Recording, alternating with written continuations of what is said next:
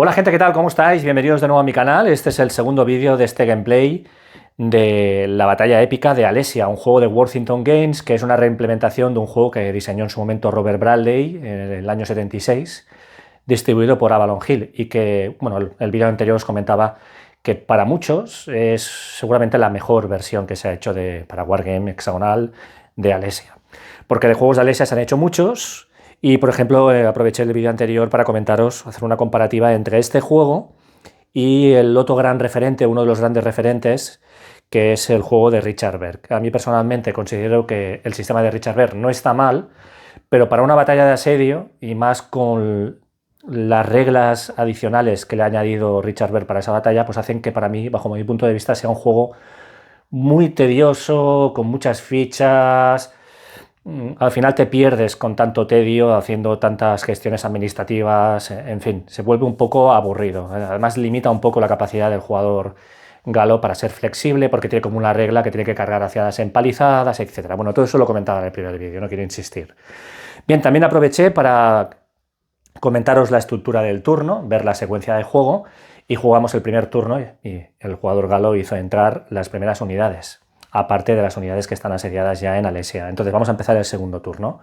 La primera fase siempre es la fase en la que, si tenemos alguna unidad disrupted, giramos y la colocamos conforme ya está de nuevo en su posición correcta. Recordad que no hay marcador de disrupted, sino que la ficha la giramos y en su lado contrario lo que tenemos es valor cero, o sea, no tenemos absolutamente nada.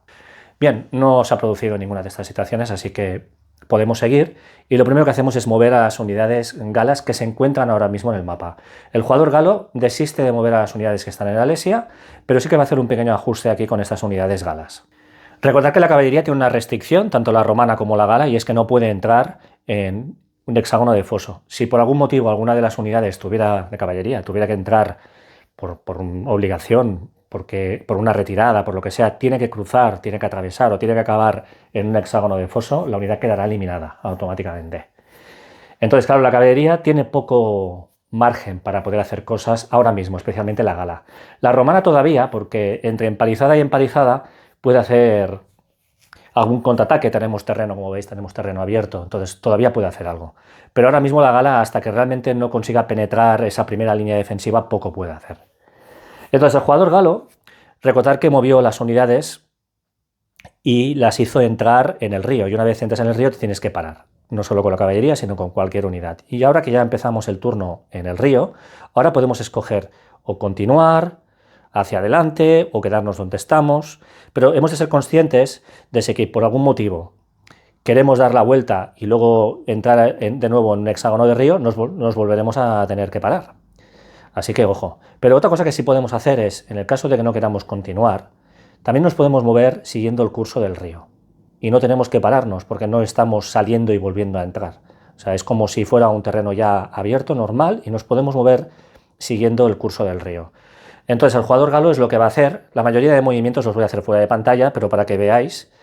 Aquí, si yo decido hacer, por ejemplo, uno y luego entro en este hexágono, ahora cuando volviera a entrar aquí en el curso del río, me tengo que volver a parar y tendría que esperar al siguiente turno. Entonces lo que sí podemos hacer es, mientras sigamos los hexágonos, el curso del río sin ningún problema, pues yo me puedo mover hasta los 10 puntos que pone aquí. No tenemos ningún coste incrementado por hacer ese movimiento. Entonces aquí sería 1, 2, 3, 4, 5, 6, 7, 8, 9 y 10.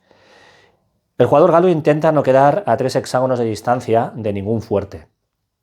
Si alguien pregunta, si te mueves y atraviesas esas 3 zonas de distancia de un fuerte, ¿el jugador romano puede obligar a pararte y entonces se produce una reacción? No. Solo se produce la reacción, o en el caso de los pilum, si quedamos adyacentes después de finalizar la fase de movimiento a unidades romanas con cohortes que tengan el pilum todavía disponible. Pero no hay esa típica reacción de muchos otros juegos de decir, para tu movimiento que te voy a disparar. No, eso no existe, no tenemos ese concepto. De hecho, los fuertes, así como los arqueros y los honderos, disparan en su propia fase. Aquí estamos en la fase de movimiento, así que deberíamos quedar al final de la fase de movimiento con el galo dentro de ese rango para que luego en la fase de disparo el romano nos disparara. Bien, ya he hecho el resto de movimientos. Fijaros que esas 2 unidades han quedado un poquito más atrás, aunque se podrían haber movido un poquito más hacia adelante, para evitar quedar dentro del rango de alcance del fuerte.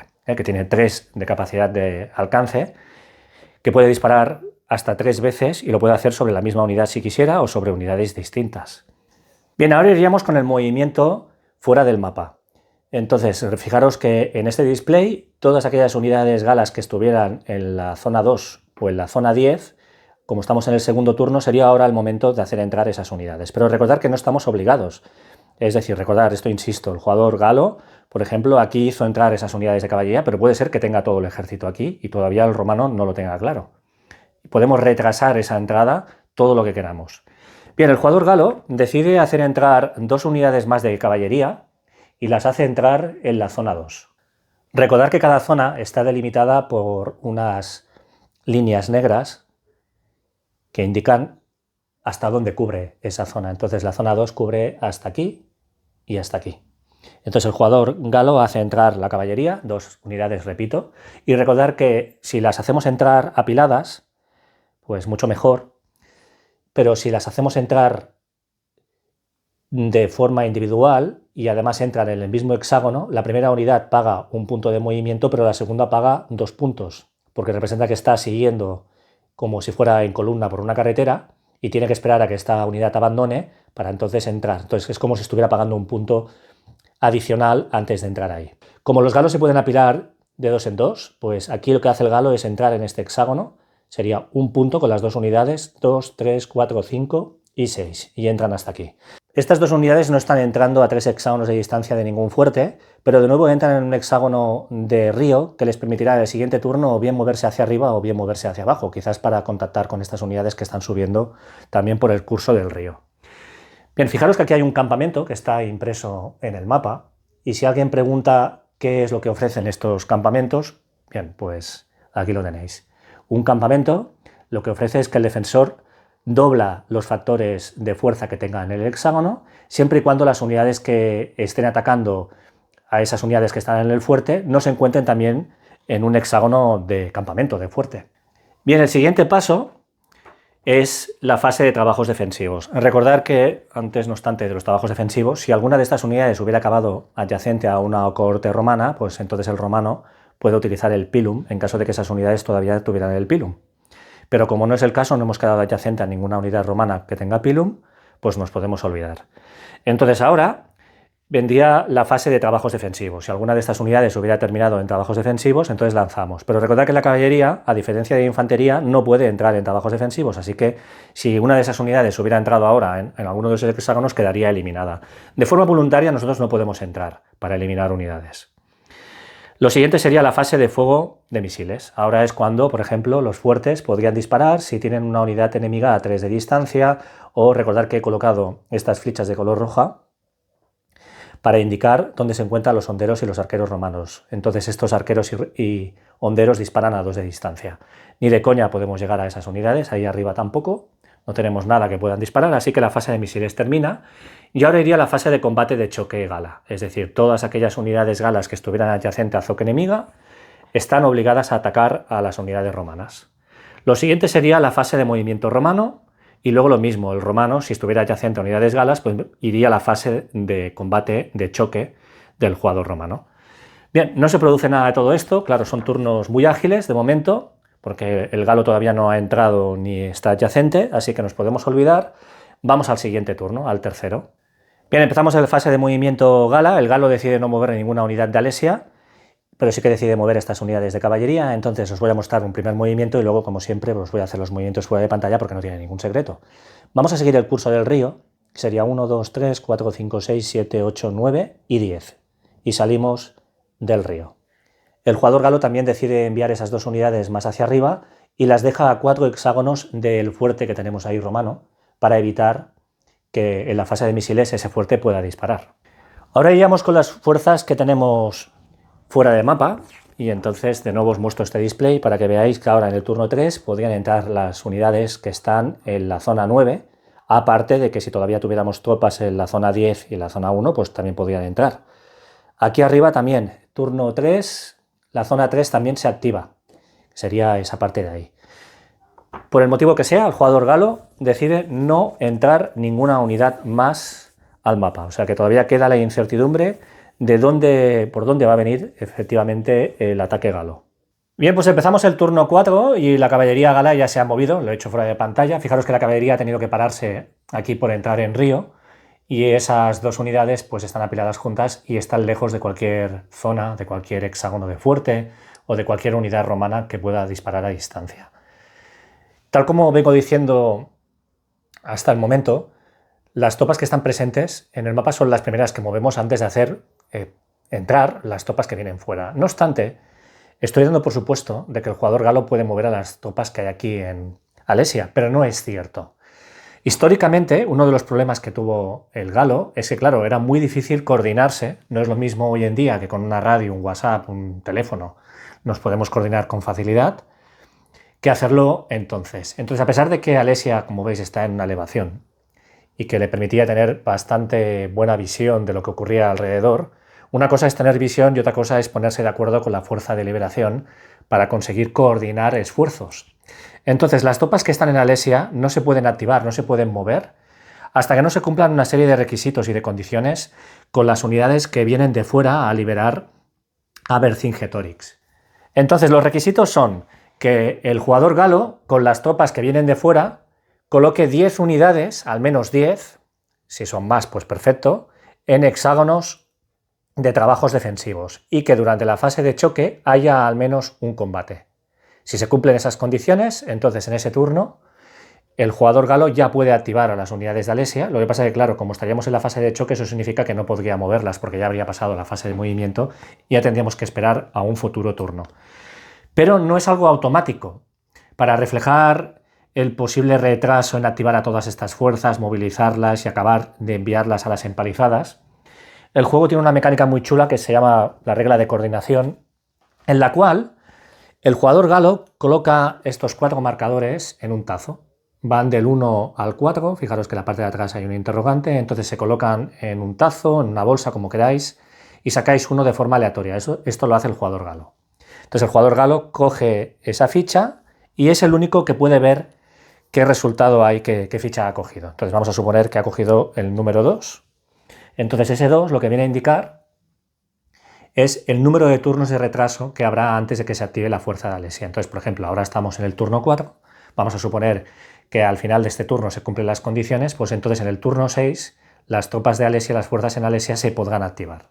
Bien, puesto que no podemos activar a las fuerzas de Alesia, ahora que sí podemos hacer es activar a cualquier fuerza que ya esté con capacidad para poder entrar desde fuera del mapa. Entonces en este turno se activa la zona 4 y también se activa la zona número 8, que es la zona que se encuentra aquí en la parte inferior derecha de la pantalla, aquí. Entonces, por el motivo que sea, el jugador galo decide no activar, no entrar más unidades, así que pasamos al siguiente turno. Lógicamente estoy yendo muy rápido, pero recordad que también el romano tiene capacidad para moverse, independientemente de que el galo mueva o no mueva, el jugador romano puede también coger y hacer algún ajuste si lo considera oportuno. Pero decide que de momento no quiere hacer nada, quiere seguir igual, así que pasamos al quinto turno.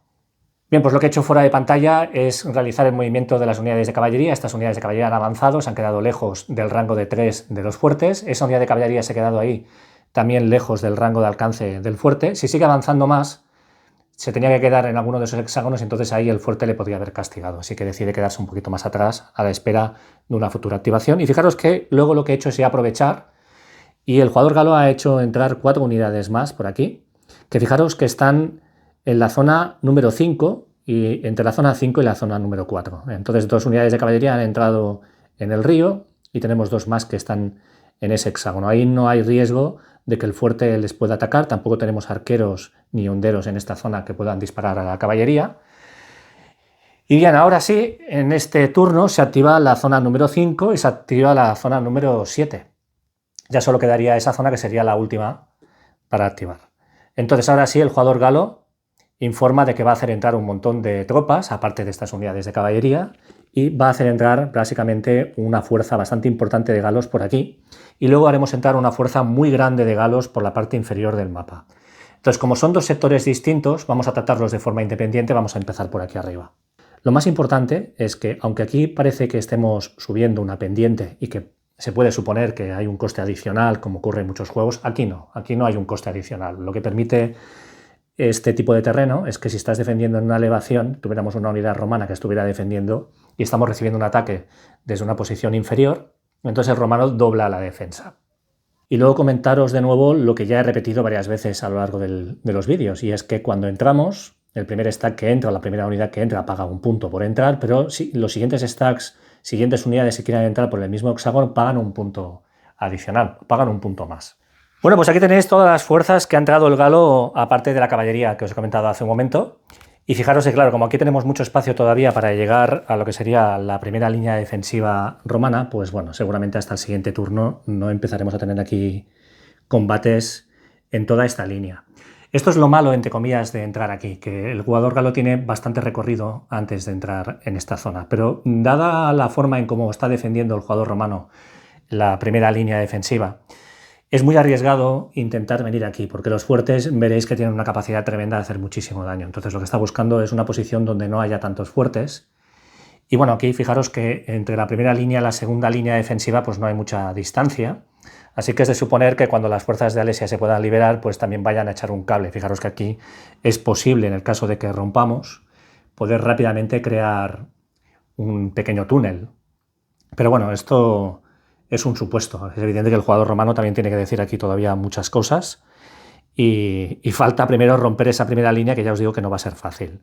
Teóricamente no podemos pasar a la siguiente fase hasta que no hayamos terminado todos los movimientos, pero como este sector va a ser muy distinto, un sector como muy independiente de lo que va a ocurrir en la otra parte del mapa, pues si os parece, para que veamos así mecánicas, veamos la secuencia de juego, pues vamos a aceptarnos ahora de momento aquí y luego ya saltaremos a la parte de abajo y seguiremos también con la secuencia de juego en esa zona, como si fueran zonas independientes. Entonces lo primero que hacemos es, una vez nos hemos movido con todas las fuerzas, ahora viene un momento en el que el jugador romano tiene una pequeña ventana de oportunidad para reaccionar y lo puede hacer con aquellas unidades galas que han quedado adyacentes a unidades romanas y que esas unidades romanas tienen todavía el pilum. Si tienen el pilum, el jugador romano puede optar por utilizarlo para intentar o bien eliminar o dejar disrupted a las unidades galas. No es obligatorio, pero digamos que es una reacción al movimiento del jugador rival. Es decir, no entramos en una nueva fase, estamos todavía en la fase del movimiento galo y lo que pasa ahora es que hay una pequeña ventana de oportunidad al quedar adyacente. Entonces el jugador romano, claro, viendo lo que se le echa encima, decide utilizar aquí el pilum y el pilum. Entonces es muy sencillo. El pilum es una tirada en esta tabla, la de la izquierda, sacamos un 5, disrupte, sacamos un 6, unidad eliminada. Pensar que el pilum es también un añadido de esta versión del juego. No existía el pilum en la versión del 76. Bien, la cuestión es que como el pilum tampoco se puede hacer uso de ello en cada turno, sino que una vez usado ya hasta el segundo asalto, recordar que en esta partida, bueno, en este juego tenemos dos fases de asalto, una primera fase que estamos jugando que consta de 12 turnos y una segunda fase también de 12 turnos más. Entonces hasta que no lleguemos a la segunda fase de asalto, no podemos volver a preparar, a rearmar a las unidades romanas, porque representa que se produce una pequeña tregua, todo el mundo vuelve a casa, por así decirlo, para lamerse las heridas, y entonces es el momento en el que se produce como la oportunidad de reemplazar algunas bajas, de volver a habituallarse de equipamiento arrojadizo, etc. Entonces sería el momento en el que las cohortes volverían a reabastecerse de los pilum. Entonces ahora lo que vamos a hacer es disparar con esta unidad y claro, cuando lanzamos el pilum tenemos que atacar a unidades, no a apilamientos. Yo no puedo decir que utilizo el pilum contra este stack y si saco un 6 elimino a las dos unidades, no. Tengo que indicar a qué unidad quiero atacar. Entonces lo que vamos a hacer es centrarnos en las unidades más potentes que tengamos adyacentes. Entonces aquí tenemos una unidad que tiene valor 7 de ataque, aquí tenemos otra con valor 7, aquí otra con valor 7. Decido que esta unidad ataque aquí contra esa unidad que tiene valor 7. Así que, bueno, es muy sencillo. Simplemente lanzamos un dado y vemos qué es lo que ocurre. No tenemos ningún otro modificador. Pues mirad, ha salido un 5, es un buen resultado. Lo que hacemos es girar esta unidad conforme ha gastado el pilum, pero esta unidad que tiene valor 7 queda disrupted. Y disrupted significa que esta unidad no va a poder combatir. Vamos ahora con esta unidad que podría, por ejemplo, perfectamente insistir sobre esa unidad para ver si la eliminamos, pero no tiene sentido. Lo que vamos a hacer es atacar a esta unidad de valor 7 que está adyacente. Recordad que el pilum solo se puede lanzar a unidades enemigas adyacentes, no así los arcos, no así las flechas y las ondas que pueden disparar a 2 hexágonos de distancia. pues otro 5. Pues afortunadas las tiradas, aunque bueno, un 6 hubiera sido ideal, pero dejamos disrupted esta unidad y esta cohorte romana gira conforme ya se queda sin pilum. Ya no tenemos más contacto. Esta unidad no tiene unidades galas adyacentes, no puede utilizar el pilum a 2 de distancia, tal como acabo de comentar.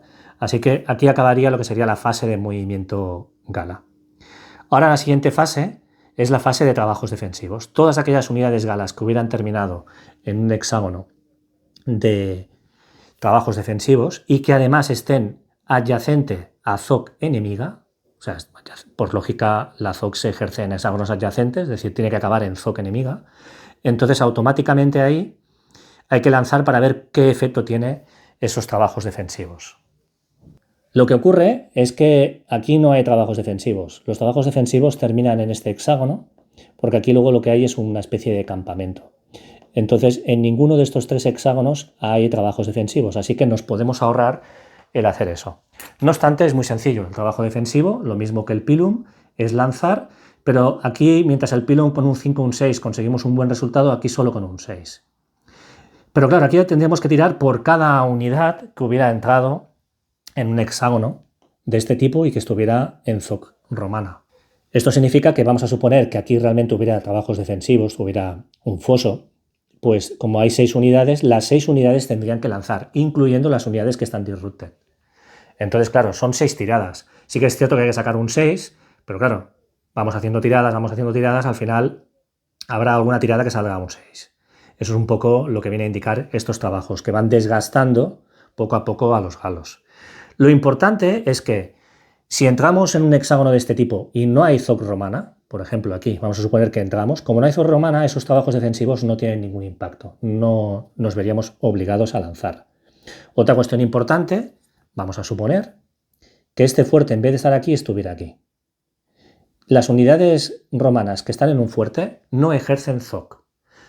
Y como el galo tampoco puede ejercer ZOC sobre este hexágono, por ejemplo, este stack, entonces, en el caso de entrar en un hexágono de foso, por ejemplo, vamos a suponer que estuviéramos aquí, como no se ejerce ZOC desde el fuerte, no habría que lanzar. Ese es uno de los problemas del fuerte. Por eso os decía antes que lo ideal es que cuando coloquéis un fuerte, coloquéis unidades romanas adyacentes para ejercer esa ZOC que no la ejerce el fuerte. Puesto que no hay trabajos defensivos, donde el galo haya entrado y que además estemos en ZOC romana, pues nos podemos saltar esa fase. Y lo que vamos a hacer ahora es la fase de lanzamiento de armas arrojadizas, lo que el juego llama lanzamiento de misiles. Entonces esa sería la fase en la cual el romano puede utilizar armamento arrojadizo, como por ejemplo arcos, flechas o disparar desde los fuertes.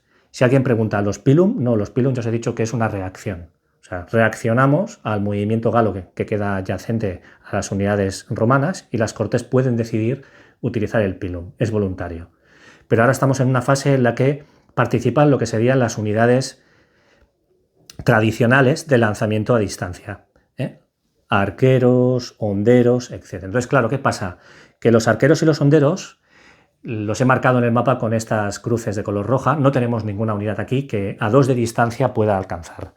Entonces la tabla es muy sencilla, pero es más letal. Fijaros, aquí es donde los arqueros y los honderos, si disparan a un hexágono, pues tenemos bastantes posibilidades de hacer algo. Y en cambio a 2 hexágonos, pues bueno, tenemos las mismas opciones que con un pilum. Lo bueno es que los arqueros y los honderos, a diferencia de las cortes romanas que cuando utilizan el pilum se giran, aquí no, los arqueros tienen armamento ilimitado, los honderos también. Entonces este fuerte, por ejemplo, que es el único que tenemos en la zona, no llega a poder hacer nada porque los fuertes, a diferencia de los arqueros y los honderos, tienen una cosa muy buena y es que pueden disparar a 3 hexágonos de distancia y fijaros que si disparan un hexágono de distancia hacen muchísimo daño. Por eso aquí están las ventajas de los fuertes. Además, el fuerte no dispara una vez, no, dispara 3 veces y puede disparar 3 veces sobre la misma unidad. Bien, pues como no hay capacidad para poder disparar, porque no tenemos aquí arqueros honderos ni los fuertes llegan a alcanzar a las unidades galas que han entrado en el mapa, pues entonces lo que vamos a hacer es ir ya, ahora sí, a la fase de choque del jugador galo. Entonces vamos a entrar en un detalle muy importante, que explicará luego, que os hará entender mejor por qué algunos resultados que aparentemente no son buenos pueden llegar a ser muy buenos. El ataque de choque es obligatorio para todas aquellas unidades, tanto romanas como galas, que se han movido y quedan durante ese turno adyacentes a unidades romanas. Entonces, estas unidades de aquí, como se han movido en este turno y han quedado adyacentes a unidades romanas, están obligadas a atacar. Vamos a suponer que empezamos el siguiente turno tal como veis. Como esas unidades no se han movido, no están obligadas a atacar, ni los romanos, por supuesto que están quietos, ni los galos. Es decir, en este turno, si el jugador galo no consigue hacer retirar al jugador romano y el jugador romano sigue adyacente a alguna unidad gala, no está obligado el romano a hacer su ataque a las unidades galas por el simple hecho de que los galos estén adyacentes. No, porque el romano no se ha movido. Otra cosa es que el jugador romano en su fase mueva, meta ahí una unidad, esa unidad se vería obligada entonces sí a tener que atacar. Lo que viene a reflejar esto es que los galos están haciendo la típica carga, están moviéndose y aprovechando la inercia cargan. Los romanos igual, estarían en la empalizada, acuden rápidamente a la ayuda y por la propia inercia se verían obligadas a entablar contacto con los galos y a atacar. Entonces vamos ahora a atacar y fijaros que tenemos que atacar sí o sí a estos dos stacks. Entonces, claro, aquí podemos repartir cómo queremos hacer esos ataques. Por ejemplo, yo puedo decidir que estos dos stacks ataquen aquí o que este stack sea la única formación que ataque a la unidad romana y que estos dos stacks ataquen aquí. Podemos repartir cómo queremos hacer esos ataques. Es más, esta unidad de aquí puede decidir que quiere atacar aquí y la de abajo, en el caso de que pudiera hacerlo, puede atacar arriba. O sea, podemos escoger que unidades de un mismo apilamiento ataquen a unidades distintas. Ahora bien, cuando atacamos a un stack enemigo tenemos que atacarlo al completo, con todas las unidades que haya en ese hexágono. Bien, aquí la cuestión es que hay dos unidades galas que han quedado tocadas y esas dos unidades no pueden colaborar. Claro, esto va a hacer que el ataque del jugador galo se vea un tanto mermado. Entonces el jugador romano está defendiendo en hexágonos de campamento y está recibiendo ataques desde hexágonos que no son de campamento. Entonces eso otorga una ventaja defensiva importante al jugador romano. Cuando se está en un campamento, el jugador que defiende dobla el factor de combate. Esto significa que el romano va a defender con 10 y el galo pues en función de cómo quiera repartir. Bien, aquí lo que vamos a hacer es atacar con este stack sobre esta unidad. Iríamos con 6 y 7, serían 13 factores, contra 10, pues sería un 1 contra 1. Si quiero añadir esta unidad, serían 19 factores. No sería suficiente para hacer un 2 a 1. Así que prefiero que esta unidad, junto con esta, pues al menos tener un 1 contra 1 aquí, porque si dejamos esta unidad sola, iríamos 1 contra 2. O sea, al final el juego funciona también por proporciones. Y redondeamos siempre a favor del defensor. Entonces, mientras que en las tablas de disparo a distancia, el pilum, arqueros, los fuertes, hay que sacar alto para conseguir un buen resultado, en cambio aquí en la tabla de combate, puede parecer un poco contraintuitivo, hay que sacar cuanto más bajo mejor para conseguir un buen resultado. Entonces aquí lo que vamos a hacer es atacar con 13 factores contra 10, es un 1 contra 1. Entonces los resultados los veremos ahora, vamos a lanzar el dado para que veamos y estudiamos así también cómo funciona el tema de las retiradas, cómo se interpretan los resultados. Bien, ha salido el peor resultado posible para el galo, cuanto más alto peor, ha salido un 6 y un 6 significa que el atacante se tiene que retirar 3 hexágonos y que el defensor puede avanzar, no está obligado, puede avanzar un hexágono. Esto es lo que viene a indicar estos resultados. Aquí, por ejemplo, el atacante se retiraría 2, el atacante se retira 1, etc. Y ahora también entraremos en breve a explicaros qué significa la melee y el Battle Rages. Bien, el tema de la retirada, el juego te indica que los galos, claro, tienen que retirarse siempre, que es algo de pura lógica, se tiene que mirar de retirar el galo en dirección siempre al borde del mapa. Entonces, claro, aquí nos tendríamos que retirar hacia este borde. Y el jugador romano siempre hacia el interior de las empalizadas, de sus defensas fijas. La cuestión es que el juego también te dice que si te ves obligado a retirarte y no puedes hacerlo porque no tienes espacio, porque quedaría sobreapilado, etc. Recordad que el galo solo puede apilar 2 unidades, mientras que el romano puede apilar 3. Entonces, cualquier problema que haya de sobreapilamiento significa la eliminación de las unidades sobreapiladas. Entonces, el sobreapilamiento ocurre siempre al final de la fase de movimiento y al final de la fase de retirada. Es decir, si ahora al retirarme paso por un stack donde hay 2 unidades, recordad que 2 unidades es lo máximo, pero como todavía no ha terminado la retirada, vamos a suponer que quiero retirarme aquí, pues sería 1 o 2. Me puedo retirar perfectamente aquí, aunque estemos sobreapilados temporalmente, pero lo importante es que en el último hexágono donde nos retiremos no haya sobreapilamiento. ¿Que lo hay? Pues no tenemos otra opción. Entonces las unidades sobreapiladas quedan eliminadas, a elección, claro, del jugador. Entonces, si nos retiramos fuera del mapa, o sea, aquí lo lógico sería hacer 1 y 2 y ¡pum!, fuera. Esas unidades quedarían eliminadas. Pero también te dice el juego que en la medida de lo posible tienes que mirar de quedarte en el mapa si es posible.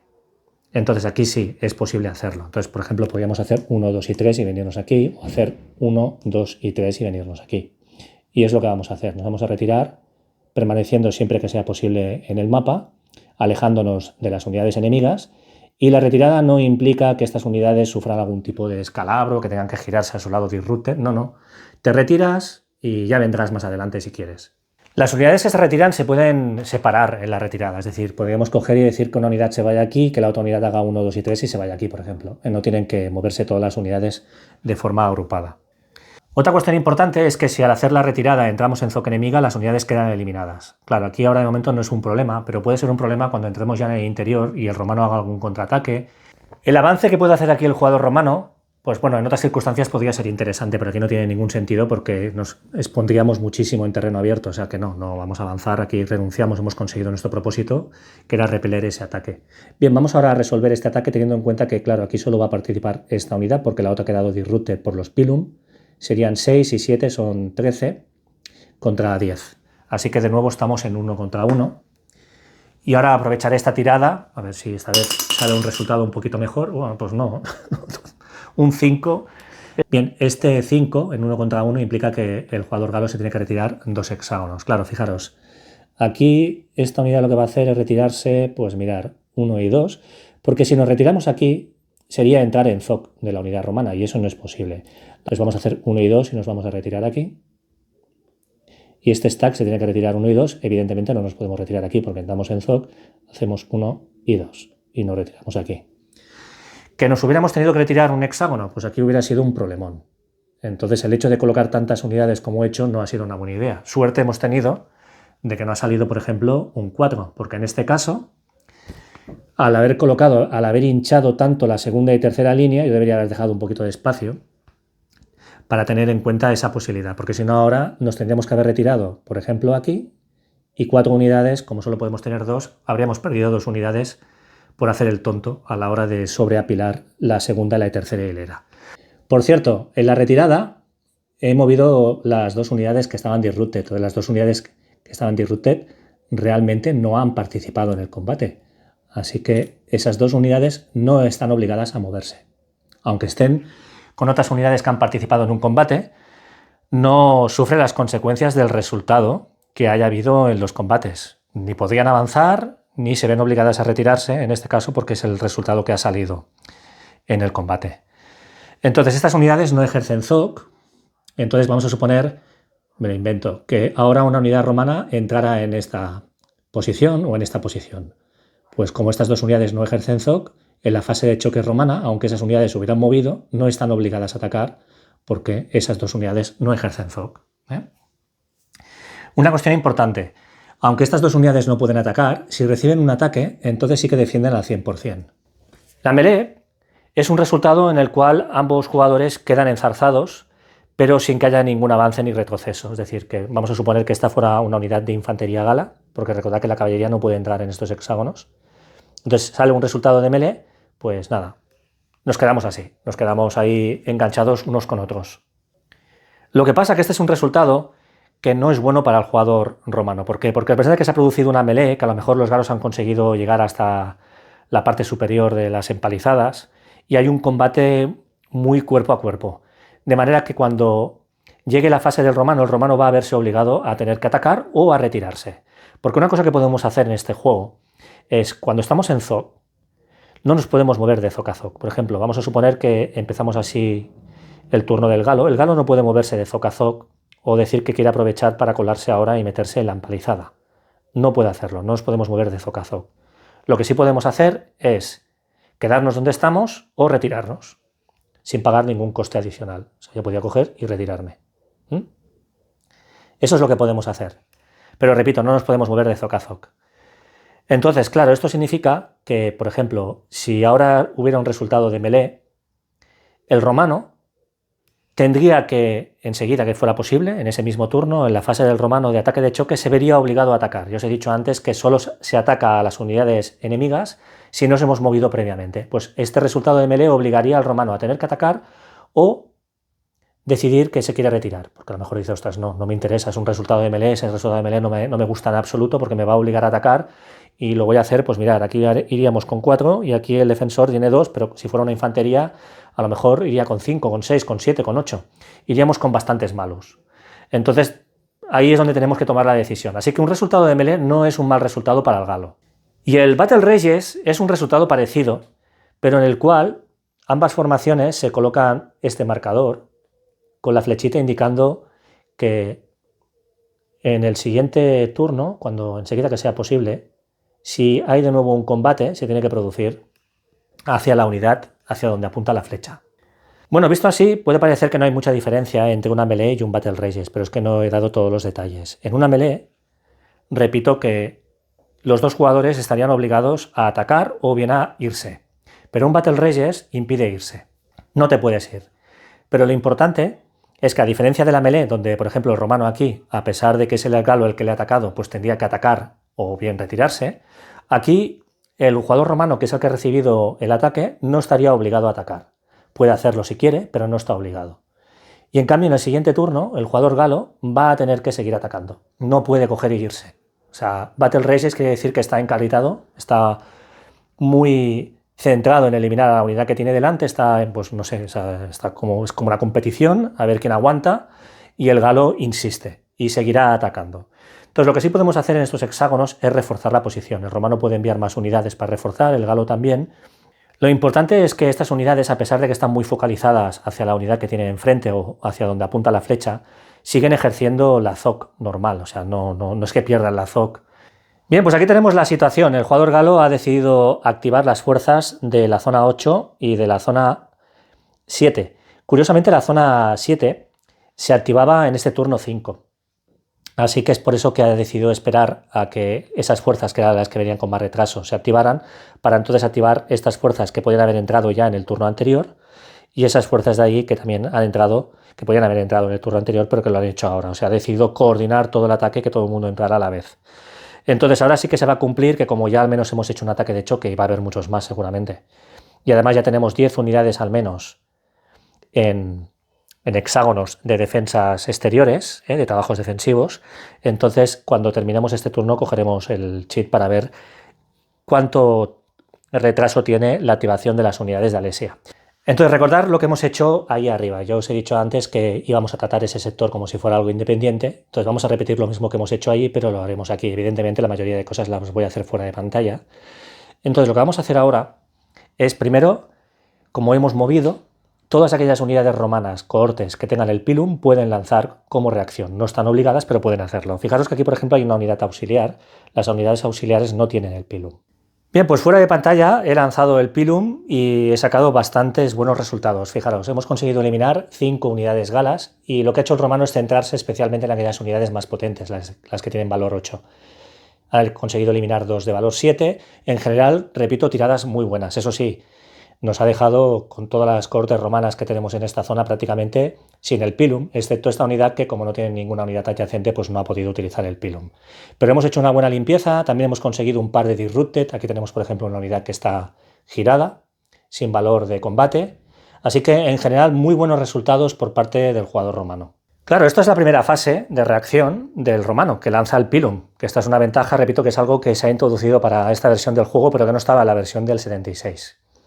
Entonces ahora la siguiente fase es la de los trabajos defensivos, o sea que ahora podemos tener de nuevo un montón de tiradas porque cada unidad, no cada apilamiento, sino cada unidad tiene que tirar de forma individual y tal como os he mostrado antes, tenemos que lanzar en esta tabla y solo con un 6 conseguiríamos un buen resultado.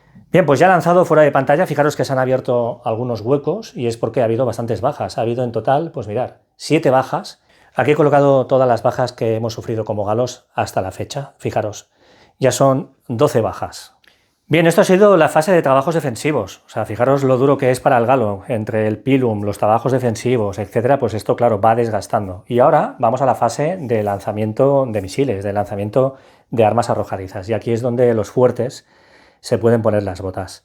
Por ejemplo, este fuerte de aquí puede disparar a 2 hexágonos de distancia, 3 disparos. Este fuerte puede disparar o bien a estas 2 unidades o bien aquí, o incluso a estas 2 unidades de caballería, porque también están a 3 hexágonos de distancia. Lo lógico es disparar cuanto más cerca mejor. Bien, aquí fijaros que la caballería ha podido entrar adyacente, porque aquí no ejerce ZOC, y de hecho el jugador galo podría haber avanzado incluso aquí.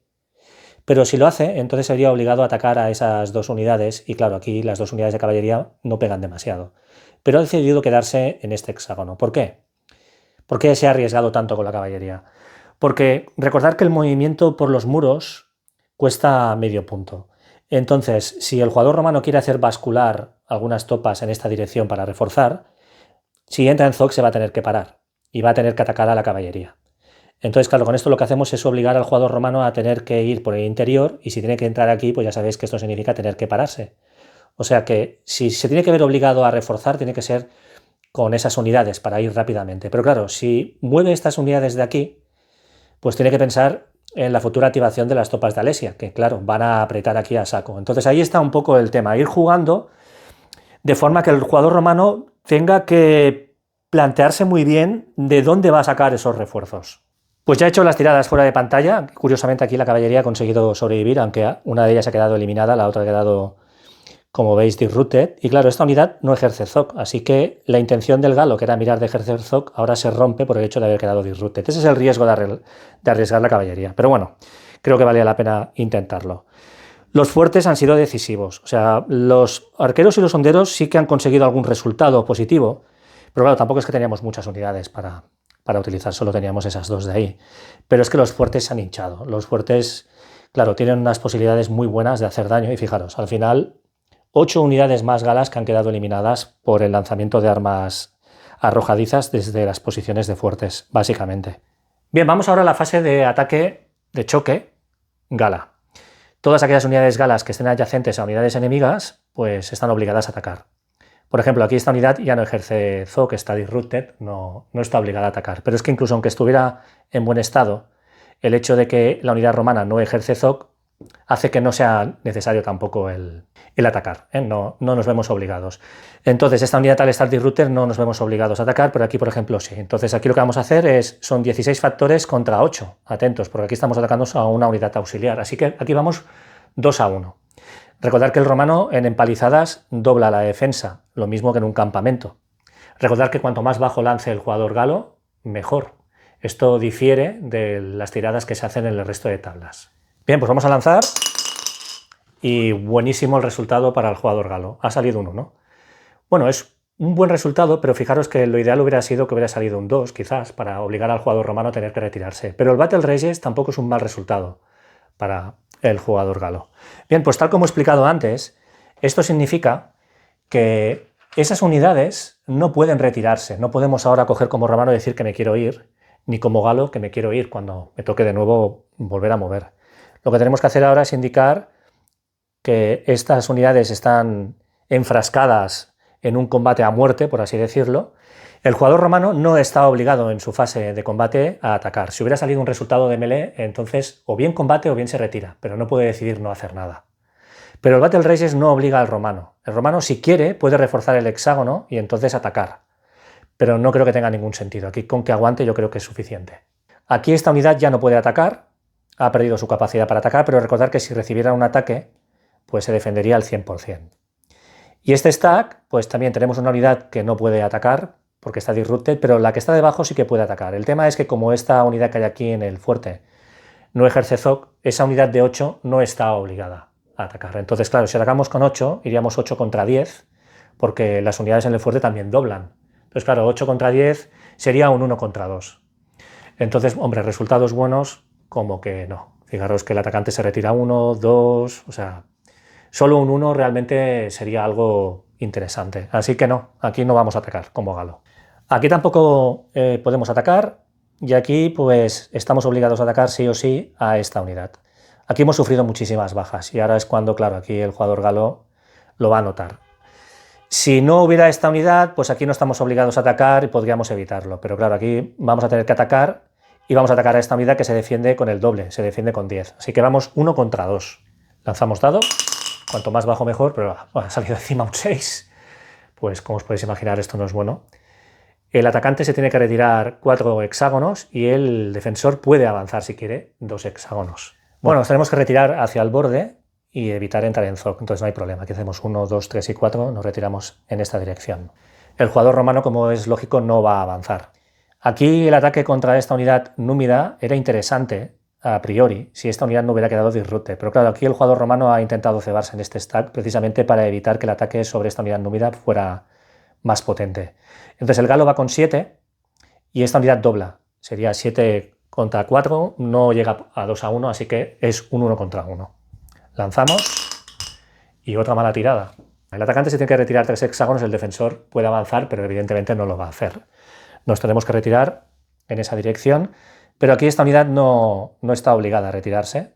Esta unidad no ha participado, así que se queda ahí. 1, 2 y 3, nos retiramos en esta dirección.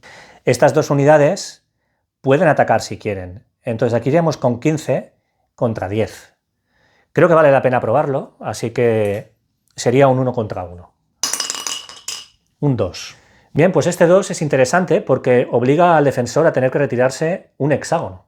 Entonces el romano se retira un hexágono, pero ¿qué va a pasar? Que como el resultado no permite avanzar, no podemos ocupar ese hexágono. Entonces el romano, en su fase de movimiento, puede volver a entrar aquí. Si esto no fuera un fuerte, esa unidad se vería obligada a atacar a todas las unidades enemigas que hubiera en su zoc. Pero como las unidades romanas que entran en un fuerte no ejercen zoc, pues al final este resultado no va a resultarle práctico al jugador galo. Vamos ahora con este ataque, son 13 factores contra 10. De nuevo estamos en 1 contra 1. Ha salido un 4. El atacante se tiene que retirar un hexágono. Recordad que no tenemos que movernos con todo el apilamiento. Una unidad puede ir en una dirección, otra unidad puede ir en otra. En este caso, las dos unidades se retiran hacia aquí. Aquí estas dos unidades, una de ellas está disrupted y esta unidad no está obligada a atacar. No vamos a atacar porque iríamos 1 contra 2. Esta unidad no puede atacar. Esta sí que puede atacar. Aquí hemos perdido 2 unidades, aquí hemos perdido una unidad. Fijaros el papel de los trabajos defensivos, del pilum, de las fortificaciones. Entonces aquí vamos 7 contra 8. Esto significa Battle Rages. Vamos a este combate de aquí. Esto pinta mal para el galo porque va con 7. El romano tiene 10 con esta cohorte, más 2. Dobla también el arquero. Serían 12. Lanzamos dado. Cuanto más bajo mejor, pero ha salido un 4 y un 4 significa que el atacante se tiene que retirar 2 hexágonos. Así que nos vamos a retirar, pues vamos a hacer 1 y 2. Bien, este stack no está obligado a atacar y no vamos a atacar, porque además este fuerte está muy bien defendido. Esta unidad está disrupted, no puede atacar, pero aquí sí que estamos obligados. Y aquí pasa algo parecido a lo que pasaba aquí. Tenemos 10 más 2, todo el mundo dobla, serían 12. E igualmente hay que redondear siempre a favor del defensor. Y ha salido un 2. 1 contra 2, un 2, pues mirad, un resultado bueno, es una melee. Es un buen resultado para el jugador galo porque va a obligar al romano a tener que atacar o a retirarse cuando llegue su fase. Una cosa que encuentro a faltar es un marcador administrativo, algo parecido a esto, para indicar que ahí se ha producido una melee. Entonces no tenemos nada para recordar que se ha producido ahí una melee. Entonces es una pena. Entonces lo que voy a hacer es colocar esta ficha aquí para saber que ahí tenemos una melee.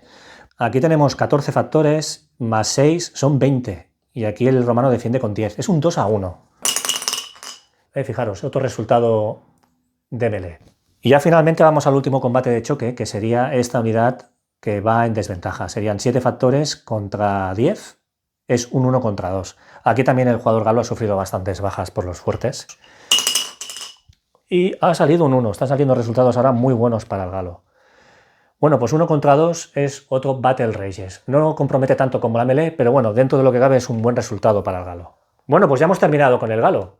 Ha conseguido algún resultado interesante, pero claro, ahora falta ver la reacción del romano. Si os parece, todo esto lo veremos en el siguiente vídeo. No obstante, antes de dar por concluido este vídeo, ahora es el momento en el que el jugador galo va a sacar una ficha para ver con cuánto retraso se van a activar las unidades de Alesia, porque ya se ha cumplido que al menos hemos hecho un combate de choque y que al menos 10 unidades galas se han movido, mejor dicho, que los galos se han movido a 10 hexágonos, no 10 unidades galas, sino 10 hexágonos de trabajos defensivos han sido ocupados.